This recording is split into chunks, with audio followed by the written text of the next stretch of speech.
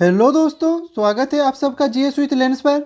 यह चैनल आपका study partner है जहां हम बोरिंग टॉपिक्स को एंगेजिंग बनाएंगे और कॉम्प्लेक्स कॉन्सेप्ट्स को सिंप्लीफाई करने की कोशिश करेंगे। आज हम लोग एम एल लक्ष्मीकांत सर की इंडियन पॉलिटी की किताब से पार्लियामेंट वाला चैप्टर शुरू करने वाले हैं। तो चलिए स्टेप बाय स्टेप इस चैप्टर को समझते हैं। तो यहाँ पे पहला पॉइंट है, parliament is the legislative organ of the union government. इसका मतलब है कि पार्लियामेंट सरकार का वो हिस्सा होता है जो कानून बनाता है। पार्लियामेंट को लेजिस्लेटिव ऑर्गन इसलिए कहा जाता है क्योंकि इसका मेन काम होता है कानून बनाना, उन्हें बदलना या जरूरत पड़ने पर उन्हें हटा देना। सरकार के तीन मेन ऑर्गन्स होते हैं, लेजिस्लेटिव, एग्जीक्यूटिव और जुडिशियरी। लेजिस्लेटिव ऑर्गन कानून बनाता है, एग्जीक्यूटिव ऑर्गन कानून को इम्प्लीमेंट करता है और जुडिशियरी ऑर्गन कानून का इंटरप्रिटेशन करता है। नेक्स्ट पॉइंट है, our parliament is based on the Westminster model of British. यानी कि हमारा पार्लियामेंट का स्ट्रक्चर वेस्टमिंस्टर मॉडल पर बेस्ड है जो कि ब्रिटिश पार्लियामेंट्री सिस्टम से इंस्पायर्ड है। इसका मतलब यह है कि एग्जीक्यूटिव लेजिस्लेचर का पार्ट होती है और उनको लोकसभा के प्रति रेस्पॉन्सिबल होना पड़ता है। नेक्स्ट पॉइंट है, parliament is defined in article 79 to article 122 and it is in part 5 of the constitution. तो देखिए, कॉन्स्टिट्यूशन के आर्टिकल 79 से लेकर 122 तक जो कि पार्ट 5 में आता है वो पार्लियामेंट से संबंधित है। तो दोस्तों, इस स्लाइड में हमने इंट्रोडक्शन ऑफ पार्लियामेंट को समझ लिया। अब चलते हैं हमारे नेक्स्ट स्लाइड पे। तो दोस्तों, इस स्लाइड में हम बात करने वाले हैं ऑर्गेनाइजेशन ऑफ पार्लियामेंट के बारे में, यानी भारत की संसद का स्ट्रक्चर कैसे बना हुआ है। तो देखिए, और parliament is composed of president, Rajya Sabha and Lok Sabha. यानी कि हमारा पार्लियामेंट तीन पार्ट से मिलकर बनी होती है, प्रेसिडेंट ऑफ इंडिया, राज्यसभा जिसे हम कहते हैं काउंसिल ऑफ स्टेट्स, और लोकसभा जिसे कहते हैं हाउस ऑफ द पीपल। लेकिन यहाँ पे एक इम्पॉर्टेंट बात है, president is not a member but an integral part of it. यानी कि प्रेसिडेंट पार्लियामेंट का पार्ट तो है लेकिन मेंबर नहीं है किसी भी हाउस का। फिर भी उनका रोल पार्लियामेंट के कामकाज में बहुत इंपॉर्टेंट होता है। तो चलिए अब देखते हैं प्रेसिडेंट के कुछ की फंक्शंस पार्लियामेंट के कॉन्टेक्स्ट में। तो पहला फंक्शन है, प्रेसिडेंट समन करते हैं दोनों हाउसेज को, यानी कब सेशन शुरू होगा इसका डिसीजन प्रेसिडेंट लेते हैं। नेक्स्ट है, प्रेसिडेंट प्रोरोग करते हैं सेशन को, मतलब सेशन को ऑफिशियली एंड करता है प्रेसिडेंट। नेक्स्ट है, प्रेसिडेंट डिसॉल्व्स लोकसभा। तो देखिए, राज्यसभा तो हमारे देश में परमानेंट हाउस है लेकिन लोकसभा को डिसॉल्व करना पड़ता है हर 5 साल में या उससे पहले अगर जरूरत हो। इस डिसॉल्यूशन का डिसीजन भी प्रेसिडेंट लेते हैं काउंसिल ऑफ मिनिस्टर्स की एडवाइस पर। नेक्स्ट फंक्शन है, president addresses both the houses. यानी जब भी नए साल का पहला सेशन होता है जैसे बजट सेशन, तब प्रेसिडेंट दोनों हाउसेज यानी लोकसभा और राज्यसभा को ज्वाइंट सीटिंग में एड्रेस करते हैं। इस एड्रेस में सरकार की पॉलिसी डायरेक्शन और पिछले साल के काम का ओवरव्यू दिया जाता है। नेक्स्ट फंक्शन है, प्रेसिडेंट इशूज ऑर्डिनेंसेज। यानी जब पार्लियामेंट सेशन में नहीं होती और किसी अर्जेंट मैटर पर तुरंत लॉ बनाना होता है तब प्रेसिडेंट ऑर्डिनेंस जारी कर सकते हैं। ये ऑर्डिनेंस एक टेम्पोरारी लॉ होता है जो पार्लियामेंट के नेक्स्ट सेशन में अप्रूव होना जरूरी होता है। तो दोस्तों, ये सब फंक्शंस दिखाते हैं कि भले ही प्रेसिडेंट इलेक्टेड मेंबर नहीं है लेकिन उनकी प्रेजेंस और पावर के बिना पार्लियामेंट का काम पूरा नहीं हो सकता। उनका रोल एक कॉन्स्टिट्यूशनल गार्जियन का होता है जो इंश्योर करता है कि पार्लियामेंट्री सिस्टम स्मूथली और कॉन्स्टिट्यूशन के अकॉर्डिंग चले। तो चलिए अब चलते हैं हमारे नेक्स्ट स्लाइड पे। तो दोस्तों, इस स्लाइड में हम बात करने वाले हैं कंपोजिशन ऑफ द हाउसेज के बारे में। तो सबसे पहले बात करते हैं राज्यसभा यानी कि अपर हाउस के बारे में। तो इसका मैक्सिमम कैपेसिटी है 250 मेंबर्स की। यहाँ पे 238 मेंबर्स चुने जाते हैं स्टेट्स और यूनियन टेरिटोरीज से, लेकिन यहाँ पे ये याद रखें इन्हें लोग डायरेक्टली वोट करके नहीं चुनते। ये इलेक्शन होता है इनडायरेक्टली, जहाँ स्टेट लेजिस्लेटिव असेंबलीज के एमएलएज वोट करते हैं प्रोपोर्शनल रिप्रेजेंटेशन के बेसिस पर, यानी सभी पार्टीज को उनकी स्ट्रेंथ के अकॉर्डिंग रिप्रेजेंटेशन मिलता है। बाकी 12 मेंबर्स को प्रेसिडेंट नॉमिनेट करते हैं उन लोगों को जो अपने फील्ड में एक्स्ट्रा ऑर्डिनरी एक्सपर्टाइज रखते हैं, जैसे literature, art, science and social service. ये नॉमिनेशन सिस्टम इंश्योर करता है कि पार्लियामेंट में सिर्फ पॉलिटिक्स ही नहीं बल्कि नॉलेज और एक्सपीरियंस भी हो। राज्यसभा का करंट स्ट्रेंथ है 245, क्योंकि कभी कभी कुछ सीट्स वैकेंट रह जाती है या यूनियन टेरिटोरीज का नंबर चेंज होता है। यहाँ पे ये याद रखें, राज्यसभा डिजोल्व नहीं होती, ये परमानेंट बॉडी होती है। यहाँ पे हर 2 साल में उसके 1/3 मेंबर्स रिटायर होते हैं और नए इलेक्ट होते हैं। तो अब बात करते हैं कंपोजिशन ऑफ लोकसभा। ये लोगों के द्वारा डायरेक्टली इलेक्टेड हाउस है।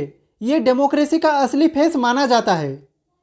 इसका मैक्सिमम स्ट्रेंथ है 550 मेंबर्स का। यहाँ पे दोस्तों थोड़ा टाइपिंग मिस्टेक हो गया है, ये होगा 550 मेंबर्स का। तो यहाँ पे मैक्सिमम स्ट्रेंथ है 550 मेंबर्स का। 530 मेंबर्स इलेक्टेड होते हैं स्टेट से on the basis of population, जबकि 20 मेंबर्स इलेक्टेड होते हैं यूनियन टेरिटोरीज से। 2 मेंबर्स पहले एंग्लो इंडियन कम्युनिटी से प्रेसिडेंट नॉमिनेट करते थे, लेकिन ये प्रोविजन अब 2020 के कॉन्स्टिट्यूशनल अमेंडमेंट के बाद हटा दिया गया है। यानी कि पहले लोकसभा का मैक्सिमम स्ट्रेंथ था 552, लेकिन 2020 के कॉन्स्टिट्यूशनल अमेंडमेंट के बाद इसका स्ट्रेंथ हो गया है 550। लोकसभा का करंट स्ट्रेंथ है 545। लोकसभा के मेंबर्स डायरेक्ट इलेक्शन के जरिए चुने जाते हैं, यानी आप और हम वोट देकर इन्हें इलेक्ट करते हैं। ये इलेक्शन होता है first past the post system के थ्रू। लोकसभा का टेन्योर होता है 5 साल, लेकिन अगर प्रेसिडेंट चाहे तो इसे डिजोल्व भी कर सकते हैं बिफोर द टर्म एंड्स। तो दोस्तों इस स्लाइड में हमने समझा हमारे देश में लोकसभा और राज्यसभा दोनों मिलकर एक बैलेंस्ड लेजिस्लेचर बनाता है। यहाँ एक तरफ पब्लिक की डायरेक्ट वॉइस होती है लोकसभा में और दूसरी तरफ स्टेट्स का रिप्रेजेंटेशन और एक्सपीरियंस लोग होते हैं राज्यसभा में। तो दोस्तों ये था पार्लियामेंट के हाउसेज का फुल ब्रेकडाउन। तो चलिए अब चलते हैं हमारे नेक्स्ट स्लाइड पे। तो दोस्तों इस स्लाइड में हम बात करने वाले हैं कि लोकसभा और राज्यसभा में रिप्रेजेंटेशन का सिस्टम कैसे काम करता है और क्यों दोनों हाउसेज अलग तरीके से फॉर्म होते हैं। तो सबसे पहले बात करते हैं राज्यसभा के बारे में। तो राज्यसभा का मेन पर्पज है स्टेट्स का रिप्रेजेंटेशन देना एट द सेंट्रल लेवल, यानी ये एक फेडरल चैम्बर है। राज्यसभा में रिप्रेजेंटेशन मेनली होता है स्टेट्स और कुछ यूनियन टेरिटोरीज का। In states members are elected by the state legislature and proportional representation by single transferable vote system is used in this election. यानी कि राज्यसभा के मेंबर्स डायरेक्टली जनता से इलेक्ट नहीं होते, उन्हें इलेक्ट करते हैं स्टेट लेजिस्लेटिव असेंबलीज के एमएलएज। यहाँ का इलेक्शन मेथड है proportional representation by single transferable vote. इस इलेक्शन सिस्टम में एमएलए अपनी प्रेफरेंस वाइज रैंकिंग देता है, जैसे first preference, second preference, etc. इस सिस्टम का एडवांटेज ये है कि इलेक्शन ज़्यादा फेयर होता है और माइनॉरिटीज पार्टीज को भी चांस मिलता है। अगर यूनियन टेरिटोरीज की बात करें तो only 3 union territories have representation, यानी कि सिर्फ 3 यूनियन टेरिटोरीज को राज्यसभा में रिप्रेजेंटेशन मिलता है, और वो है दिल्ली, पुडुचेरी एंड जम्मू एंड कश्मीर। लेकिन बाकी यूनियन टेरिटोरीज में या तो लेजिस्लेटिव असेंबली ही नहीं है या पॉपुलेशन इतनी कम है कि राज्यसभा रिप्रेजेंटेशन देना प्रैक्टिकल नहीं होता। और अगर कोई इलेक्टेड एमएलए ही नहीं होगा तो राज्यसभा मेंबर को इलेक्ट कौन करेगा। इसलिए इन यूनियन टेरिटोरीज का रिप्रेजेंटेशन राज्यसभा में नहीं होता। नेक्स्ट पॉइंट है 12 eminent persons are nominated in Rajya Sabha, यानी कि 12 मेंबर्स को प्रेसिडेंट नॉमिनेट करते हैं राज्यसभा में। इन लोगों को नॉमिनेट किया जाता है उनके आउटस्टैंडिंग कॉन्ट्रीब्यूशंस के लिए in fields like literature, art, science and social service. इसका मकसद है कि पार्लियामेंट में एक्सपर्टाइज और एक्सपीरियंस भी हो, सिर्फ पॉलिटिक्स नहीं। अब बात करते हैं लोकसभा के रिप्रेजेंटेशन के बारे में। तो देखिए, लोकसभा को हाउस ऑफ पीपल भी कहते हैं क्योंकि यहाँ के मेंबर्स को डायरेक्टली पब्लिक इलेक्ट करती है। In states members are elected directly by the people, यानी कि लोकसभा के मेंबर्स डायरेक्टली इलेक्ट होते हैं थ्रू जनरल इलेक्शंस। हर स्टेट को नंबर ऑफ सीट्स मिलती है उसकी पॉपुलेशन के बेसिस पर। यहाँ का इलेक्शन सिस्टम है फर्स्ट पास्ट द पोस्ट, मतलब जिस कैंडिडेट को एक कॉन्स्टिट्यूशन में सबसे ज़्यादा वोट मिलते हैं वही जीतता है, चाहे उसके पास टोटल वोट्स का 50% हो या नहीं हो।